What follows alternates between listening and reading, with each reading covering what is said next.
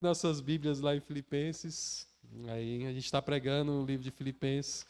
Aí, então, vamos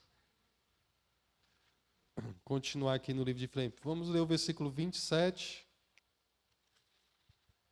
ao versículo...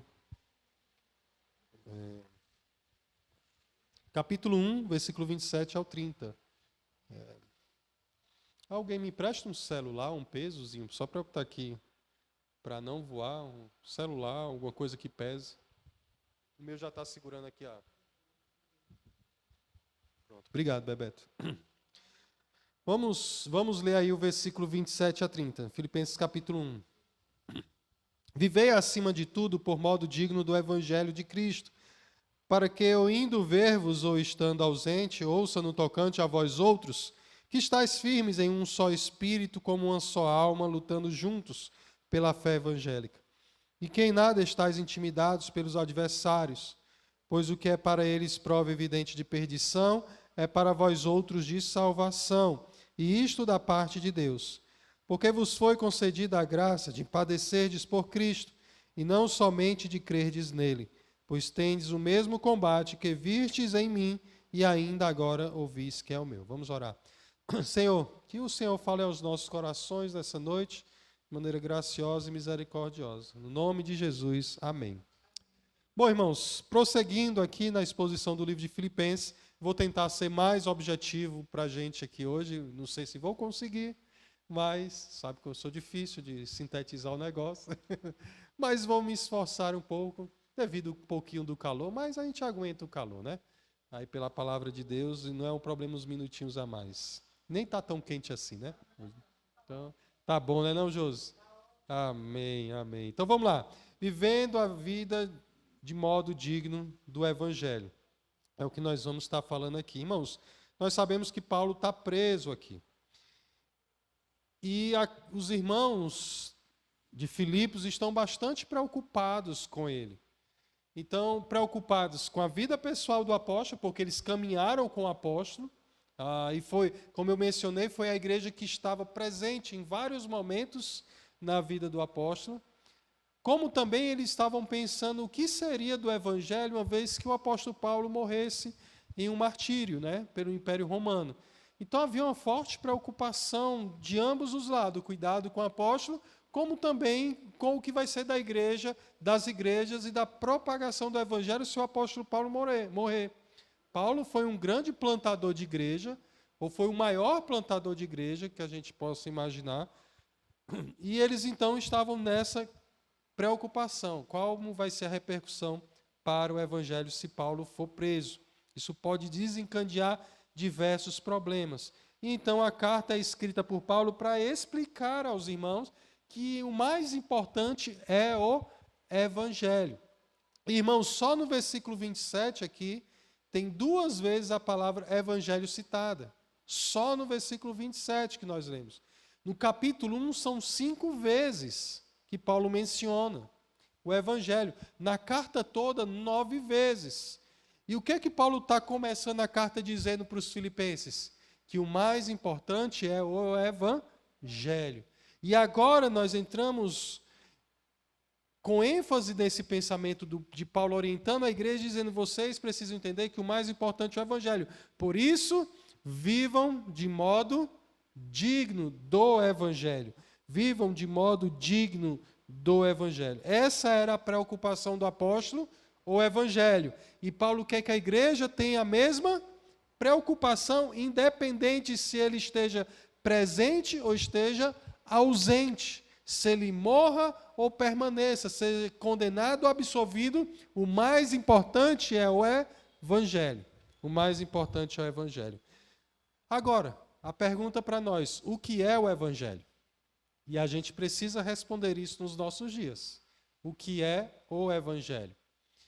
Porque isso mudou e tem a diversidade de igrejas, de ideologias que penetraram na igreja, as mudanças que têm acontecido na teologia dos nossos dias. Isso tem distorcido ou feito com que as pessoas não compreendam o que é o evangelho. Por isso eu quero te convidar a abrir sua Bíblia em 2 aos Coríntios. Vamos rapidamente ver aqui o que é o Evangelho. Segundo aos Coríntios, capítulo 4.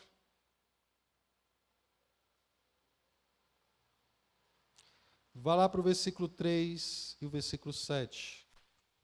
Segundo aos Coríntios, capítulo 4, versículo 3 a 7.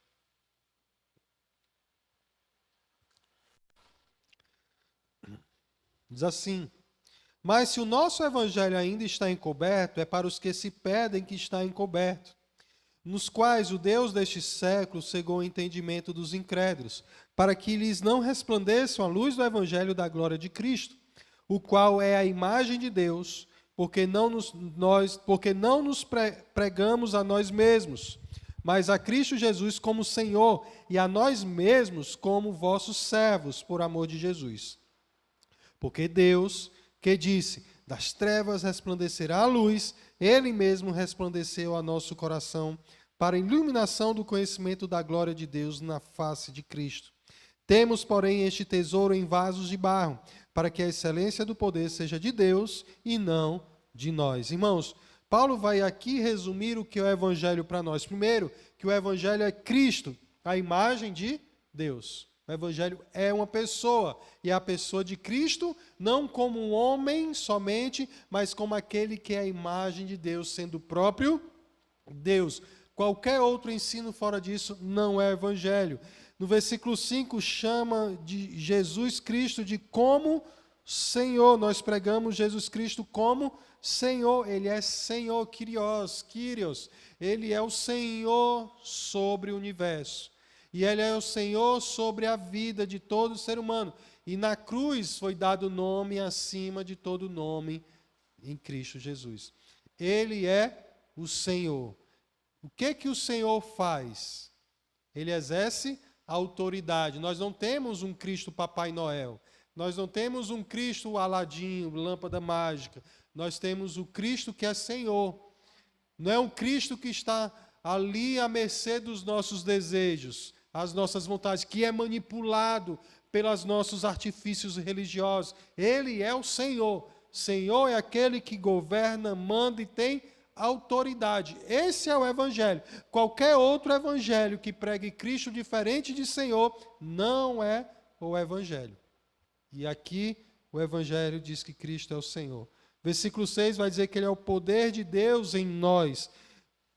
Paulo vai mencionar uma alusão ao Antigo Testamento de Gênesis, quando Deus diz, haja luz e houve luz. E ele vai citar aqui, das trevas resplandecerá a luz. Lembra lá em Gênesis, Deus disse, haja luz e houve luz. A palavra de Deus falada é o poder de Deus expressado, revelado a nós. E o que Paulo está dizendo é que Cristo é a palavra de Deus. Cristo é o verbo de Deus, que pelo sopro da sua boca ele produziu vida em nós, a glória dele em nós, em nosso coração. Isso resplandeceu porque é o poder de Deus em nós. Como Deus teve o poder de falar e criar, agora em Cristo ele profere a autoridade dele, a pessoa de Cristo, do seu Filho, e então ele é o poder de Deus para a salvação de todo aquele que nele crê. Isso é o Evangelho, poder de Deus. Paulo vai dizer isso em Romanos. Então, qualquer outra mensagem que tire Jesus, sendo o poder de Deus para salvar o homem, é outro Evangelho. É outro Evangelho. No versículo 7, ele fala de tesouros em vaso de barro. E isso é maravilhoso, porque o Evangelho diz o seguinte, nós somos barro, mas contendo o poder de Deus em nós, que é a pessoa de Cristo.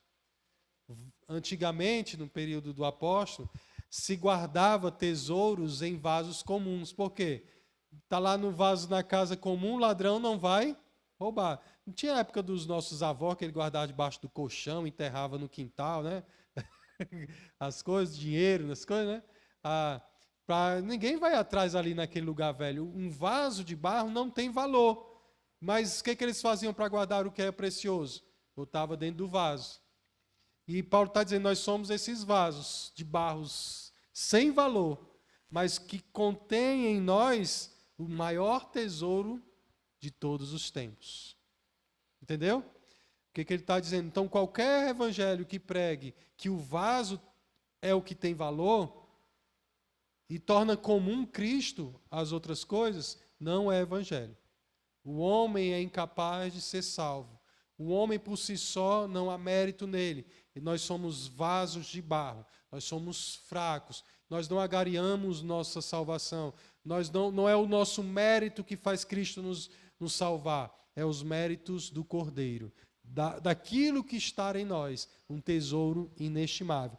Para Paulo, esse é o evangelho. O evangelho que nós devemos pregar como igreja.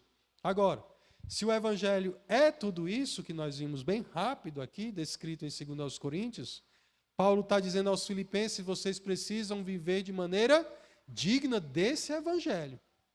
Vivam de maneira digna. E a ideia de cidadania. Paulo está lembrando aos filipenses, lembra, os filipenses moravam em que cidade? Filipos. Filipos era uma cidade romana.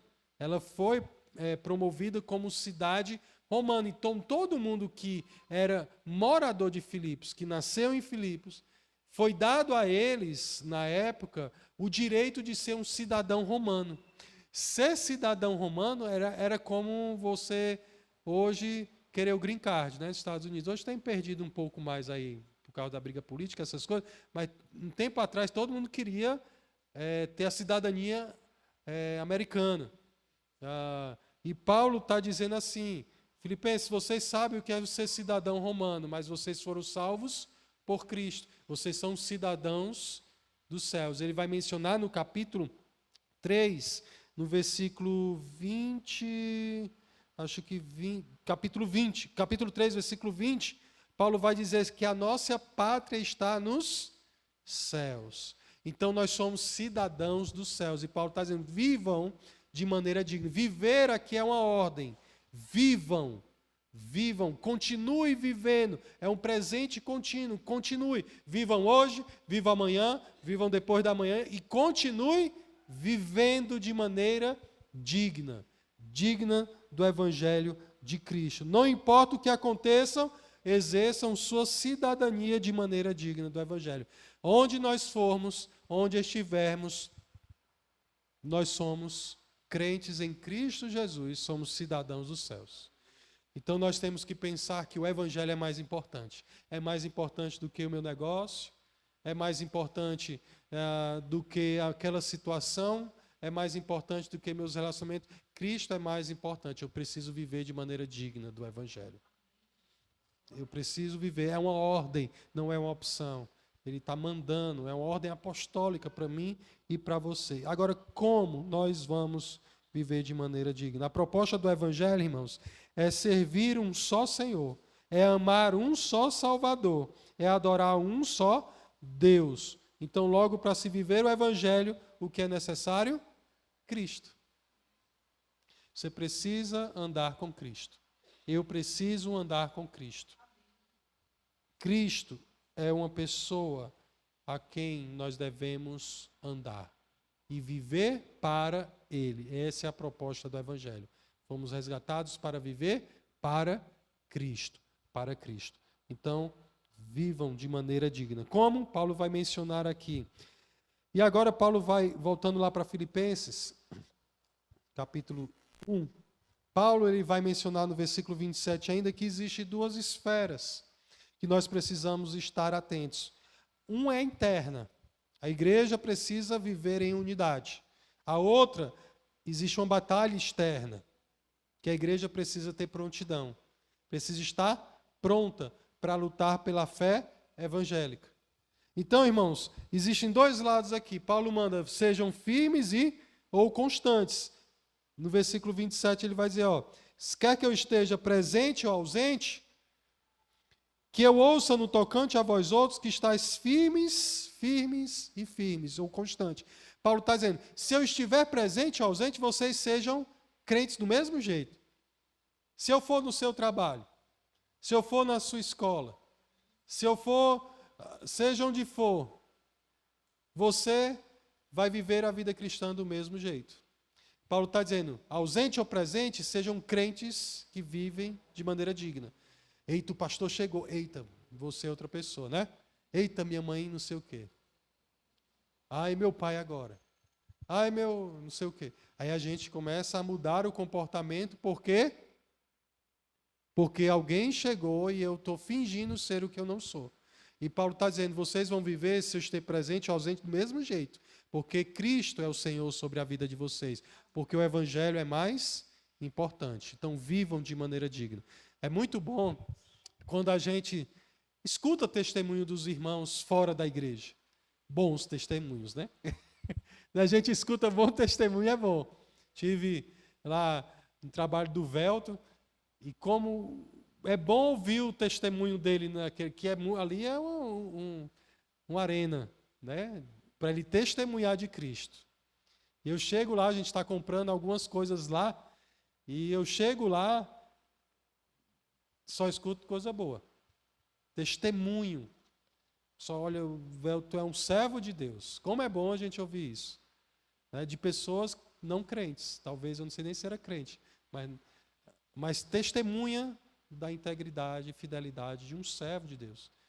Mesma forma, na escola lá sua, seja onde for, você vai viver de maneira digna por causa de Cristo. Quando sua vida como crente não é por causa de Cristo, você não vai viver ausente ou presente, na presença dos outros ou não. Você vai ser 2, 3 pessoas diferentes.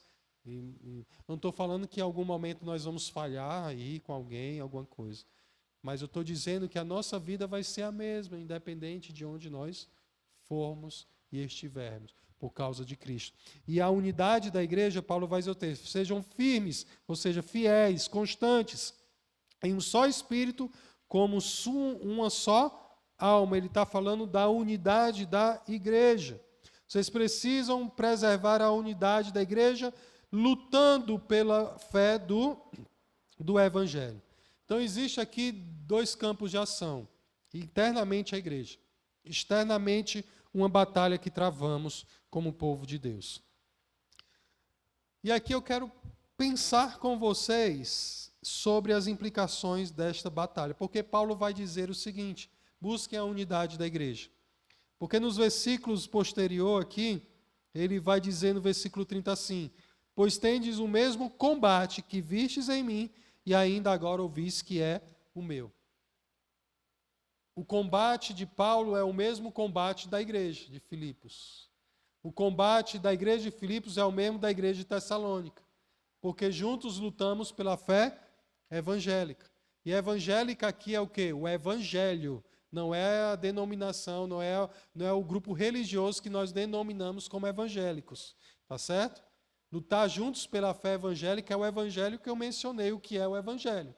Não é você brigar pela sua denominação, brigar pela alguma coisa religiosa, é brigar pelo evangelho, lutar pelo evangelho. E aqui Paulo menciona isso para nós. E aqui nós temos 2 campos de ação, que eu quero entrar um pouquinho aqui para vocês. Irmãos, quando ele fala para nós lutarmos pela fé evangélica juntos, significa que o meu inimigo não é o meu irmão. Concorda? Se juntem, vivem a unidade, para vocês lutarem juntos pelo evangelho no mundo que está em volta de inimigos. Paulo ele aponta para a igreja um inimigo externo. Há um inimigo externo. Existe uma batalha que nós travamos. Existe uma guerra acontecendo por causa do evangelho. Vocês acreditam nisso? Às vezes a gente deixa passar as coisas muito desapercebidas aos nossos olhos. Nós olhamos de maneira muito natural a nossa vida. As trevas elas se opõem. O exército do inimigo arma suas trincheiras e Satanás vai revelando suas estratégias. E Paulo vai falar aqui, agora no versículo 28 a 30, que é o que implica para a igreja essa batalha. Veja o versículo 28. E não se deixe intimidar. A palavra intimidar é espantar. Não fiquem espantados. Por coisa alguma pelos que se opõem.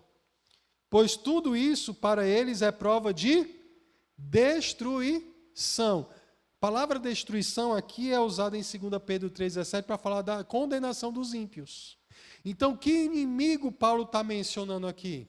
Não são os irmãos da igreja. São quem? Os ímpios que lutam e combatem contra o evangelho. Então ele aponta para nós isso aí. Então os nossos opositores, a nossa luta externa, existe oposição pelo Evangelho. Aí, irmãos, honestamente, a gente precisa entender que todos nós devemos estar vivendo em oposição. Todo crente vai ter oposição. Se ele viver de maneira digna do Evangelho, ele vai ter oposição.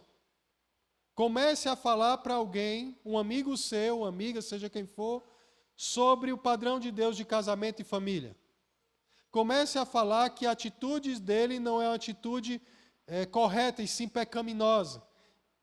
Comece a reprovar pela palavra o que as pessoas fazem e apontar a Cristo para elas onde você está. Comece a ter uma postura onde você vive de maneira digna, que as pessoas vão começar a infligir qualquer tipo ou algum tipo de oposição a você. Não tem como, a oposição vai fazer parte daqueles que vivem de maneira digna. Não tem como, vai existir. Seja de maneira sutil ou de maneira aberta, a oposição vai acontecer. Mas não se sintam intimidados por ele. E às vezes nós nos intimidamos, não é verdade? Por quê? Porque ele tem muito... É o meu patrão que tem uma posição muito importante, ou é aquela pessoa, fulano e tal, e a gente se intimida. Eles não se intimidem na luta pelo Evangelho. Mantenham-se firmes aqui. Mas aqueles que combatem o Evangelho, que lutam contra o Evangelho, eles estão se opondo ao Evangelho, e isso é prova evidente de condenação para eles, de perdição para eles, de condenação, irmãos. Os opositores do Evangelho estão trazendo condenação sobre si. Aqueles que se opõem ao Evangelho trazem condenação sobre si. Agora lembre o seguinte, todos nós um dia fomos opositores. Concorda? Todos nós um dia fomos inimigos do Evangelho. Todos nós andamos desviados como ovelhas sem pastor. Todos nós seguimos o nosso próprio caminho. E todos nós um dia fomos opositores. Paulo foi o maior perseguidor da igreja e se tornou o maior apóstolo. Por que isso? Pela graça de Deus, que ele vai mencionar aqui em seguida. Agora, eu quero alertar alguns inimigos da cruz de Cristo para os irmãos aqui do Evangelho.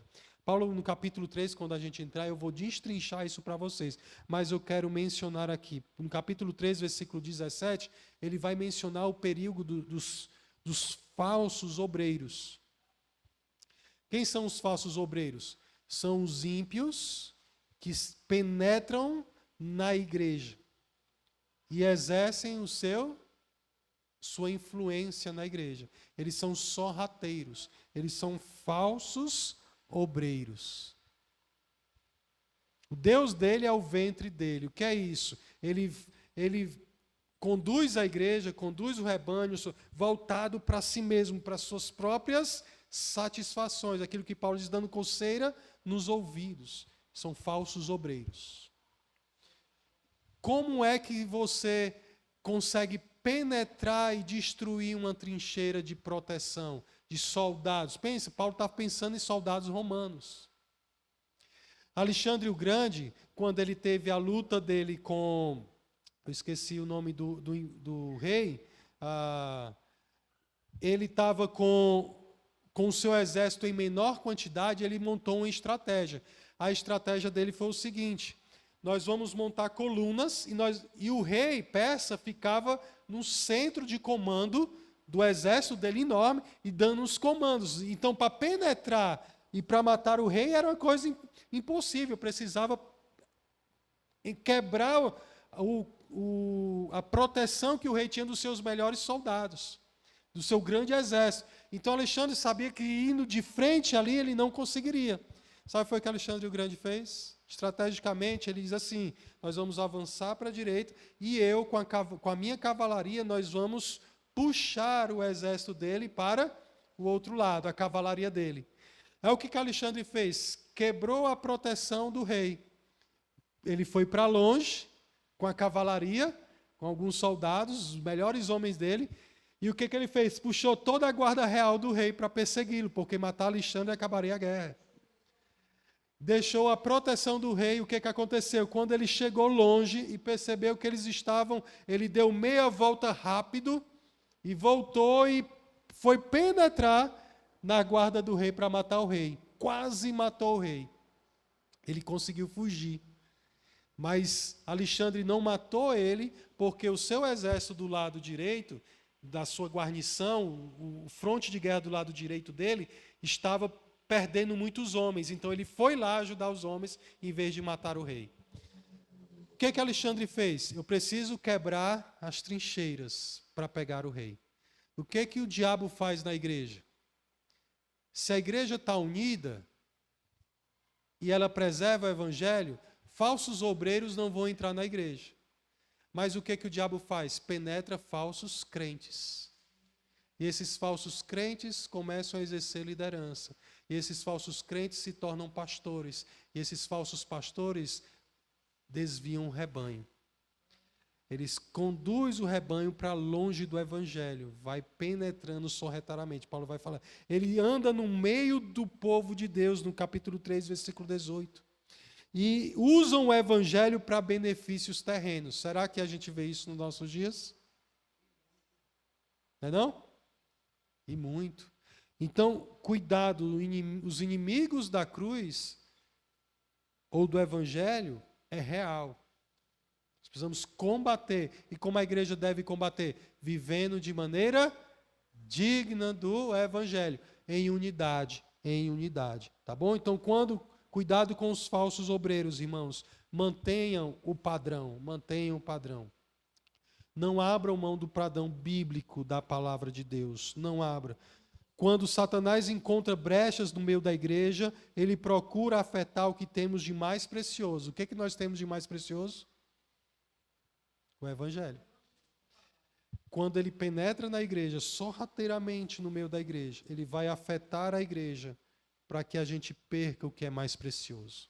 Quando a igreja deixa de viver de modo digno, ela deixa de resplandecer a glória que há nela. E é isso que Satanás quer fazer com a gente. Fazer que a gente não resplandeça o evangelho, quebrando a unidade da igreja. Irmãos, essa batalha no versículo 29 aqui, ela fala de uma convocação. Veja o versículo 29. Porque foi dada a vocês, por meio de Cristo, não somente a graça de crerem nele, mas também o de padecerdes por ele. Crer nele é uma graça, um favor imerecido. Nós somos salvos pela graça. Mas o que me impacta nas palavras de Paulo aqui é que a graça que nos salvou é a graça imerecida que nos chama para sofrer por Cristo. Padecer por ele. Essa palavra padecer, Josi, é a palavra usada para Páscoa. Que Jesus é o nosso Cordeiro Paz. Isso. É o sacrifício de Deus. E ele está dizendo, Cristo nos chama, nos deu a graça de crer nele, mas de padecer por ele. Sabe o que nós somos? Pequenos cordeiros de Deus nesse mundo. A igreja, os crentes, são pequenos cordeiros de Deus nesse mundo. Deixado no mundo por Deus para testemunhar da graça de Deus. Paulo expressa essa ideia em Romanos capítulo 8, 36, quando ele diz assim, por amor de ti, quem é ti aqui? Por Jesus.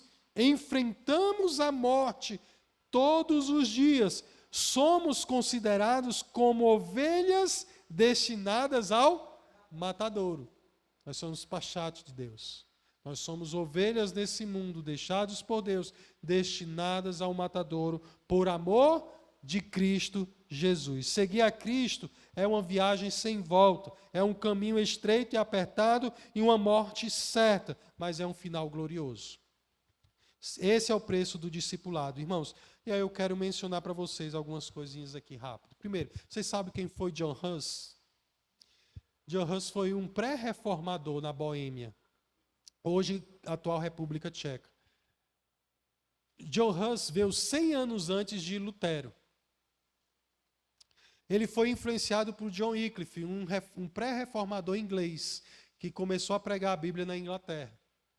E John Hus, ele influenciado por Wycliffe, foi então ali na Boêmia, começou na universidade, em lugares, pregar a Bíblia. Começou a falar que as indulgências eram errado e pregar que as Escrituras eram a palavra de Deus. Começou a testemunhar e fazer isso. Então a Igreja Católica o perseguiu e na Alemanha ele foi julgado e condenado e em 1415 ele foi queimado vivo. John Huss disse assim: busque a verdade, ouça a verdade, aprenda a verdade, ame a verdade, fale a verdade, defenda a verdade até a morte. Nós temos essa disposição. Quando dizem, testemunhos falam, que quando John Huss estava sendo queimado na fogueira, ele cantava hinos. E no seu julgamento ele disse assim: hoje vocês queimam um ganso, se referindo a ele. Mas daqui a 100 anos ouvirão um cisne que não poderão calar. Alguns vão falar que ali John Huss estava proferindo uma profecia sobre Lutero. Nós não sabemos de fato se é verdade essa frase. Mas de fato o cisne veio, que foi Lutero, né, que promoveu a reforma. E lembre, Lutero fez a reforma não porque ele começou algo, ele já teve precursores, pessoas que deram sobre. A reforma protestante, que está aí para ser comemorada, 30 de outubro, ela é real e acontece porque homens derramaram seu sangue para preservar a palavra até a morte. Até a morte. Só que isso não é algo do século 14, 15. Se estima hoje em dia que na Nigéria, quem acompanha informações, no ano passado foram mortos 7.000 cristãos, no mínimo. Isso é um valor estimado. Nós não sabemos o que acontece em cantões, lugares da Ásia, como Coreia do Norte, como China. Nós não temos, de fato, como saber nesses países perseguidos, que sofrem, cristãos que sofrem profundas perseguições. Mas também nós temos uma luta, uma batalha travada pelo Evangelho que vimos aí recentemente, em 10 de setembro, Charles Kirk, né, que foi morto, aí assassinado,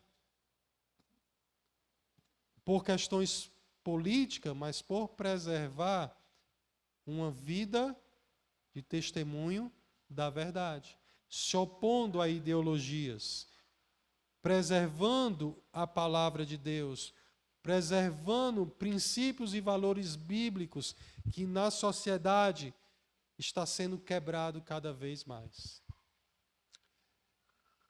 E eu acredito, irmãos, que nós estamos beirando não sei se vocês sentem isso. O negócio está muito doido, né? Está muito confuso, está muito desumanizado, né?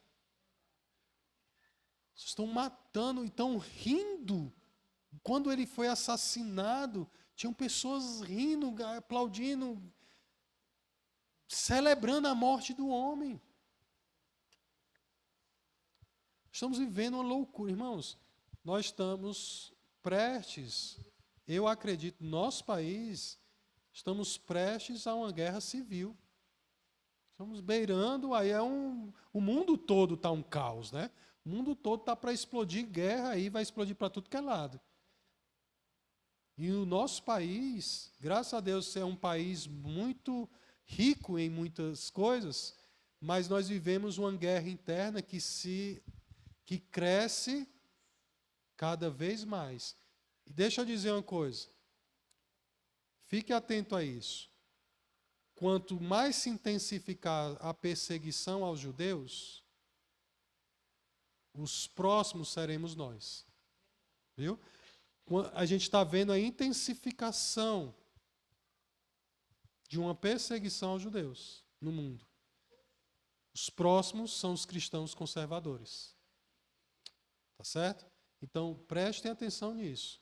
Porque vai haver, e a cada vez mais estão fazendo leis, penetrando leis em nosso país, sendo aprovadas, que está fechando o cerco para a questão da Bíblia, da palavra pregada e da fé vivida em nosso país. Aguardem. Eu espero que Jesus volte e nos arrebate antes. Que quem fica se vira aí, aguenta o tranco, se converte, Deixa Jesus vir na segunda vinda, espero eu, né, que seja assim. Mas, irmãos, independente do tempo, período, vivam de modo digno do Evangelho. Essa batalha implica identificação, irmãos. Apesar disso, vocês fizeram bem em participar das minhas tribulações. Não devemos lutar sozinhos. Não devemos. Todo cristão deve se identificar uns com os outros na batalha por causa do Evangelho. A igreja de Filipos se identificou com Paulo. E a gente precisa se identificar quando nós estamos brigando por causa do Evangelho. Eu tenho 20 anos que eu leciono, eu sou teologia e tudo, fui professor na Palavra da Vida lá. E eu falei de muitas coisas, mas eu nunca experimentei um gostinho de ser chamado de misógino, né? E eu fui aqui. Algumas acusações de um evangelho progressista que está invadindo as nossas igrejas. Quando você combate isso, o padrão da sã doutrina, quando o jogo é a doutrina, não é o pastor que está em jogo, é a doutrina, é a verdade. Não é uma batalha pessoal, é uma batalha pelo evangelho.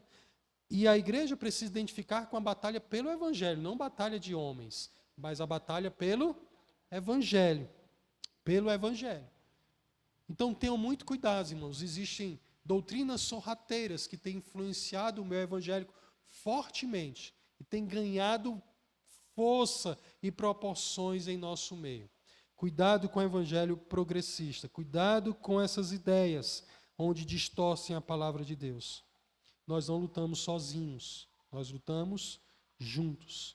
Quando a igreja resolve travar suas lutas pessoais e egoístas, ela deixa de se identificar com a única guerra, que é santa, pela qual fomos chamados a travar, a defesa do evangelho.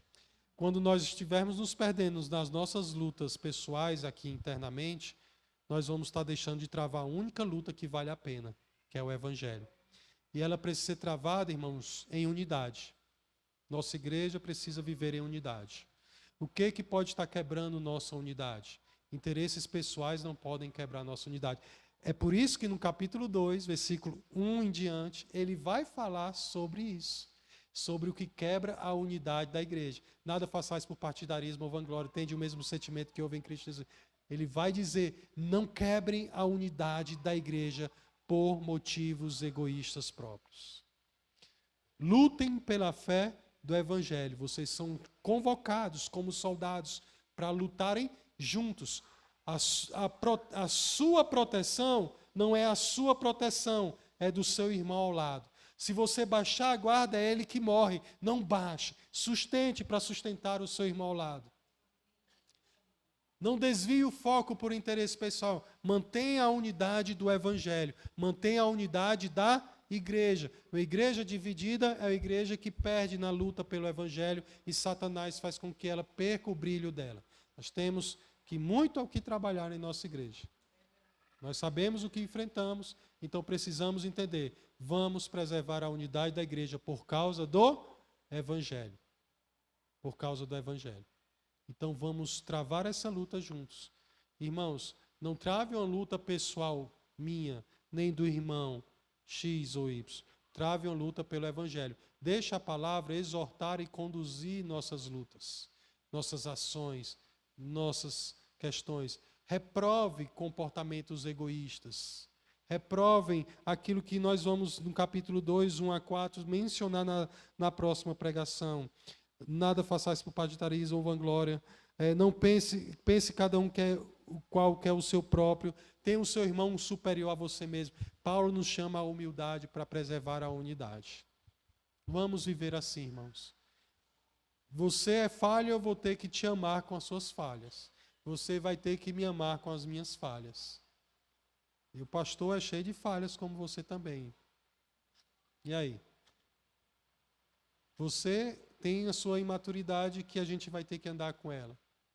Mas não deixe a unidade da igreja ser quebrada. Não quebre a unidade por interesses pessoais. Preserve a unidade, por quê? Por causa do evangelho. Essa é a luta que vale travar. Nós travamos essa luta por causa do evangelho. Eu não travei uma luta aqui por meu interesse, unicamente porque eu sabia que o que estava em jogo era o Evangelho. Nós vamos continuar travando essa luta e vamos andar juntos e chamar a igreja para essa luta juntos. E nós vamos ser uma igreja que resplandece, viver de maneira digna do Evangelho. Nós vamos testemunhar isso internamente e as pessoas vão ver isso externamente, o nosso andar digno do Evangelho. Nós vamos ser soldados e cordeiros desse mundo. Amém? Vamos orar? Pai, clamamos por misericórdia que vem do alto. E graça que o Senhor nos deu para crer no Senhor é a mesma graça que nos capacita para enfrentar o sofrimento da vida. Somos cordeiros por causa do Evangelho, mas também o Senhor nos faz leões para travar lutas. Então nos usa dessa maneira, Senhor, de maneira poderosa, graciosa, para travarmos essa luta como leões, preservando o Evangelho, mas ao mesmo tempo sendo cordeiros que testemunham da humildade e de uma sujeição ao nosso grande e maravilhoso Senhor Jesus Cristo. Nos leva para onde o Senhor quiser, mas em unidade, no propósito de glorificar o Teu nome. Internamente nos une, nos enche de humildade, faz essa liga em nós. E ao mesmo tempo, ó Deus, nos faz resplandecer como luzeiro nesse mundo, preservando a palavra da vida, para que assim a gente possa viver de maneira digna do Teu Evangelho. Assim nós oramos em nome de Cristo Jesus. Amém e amém.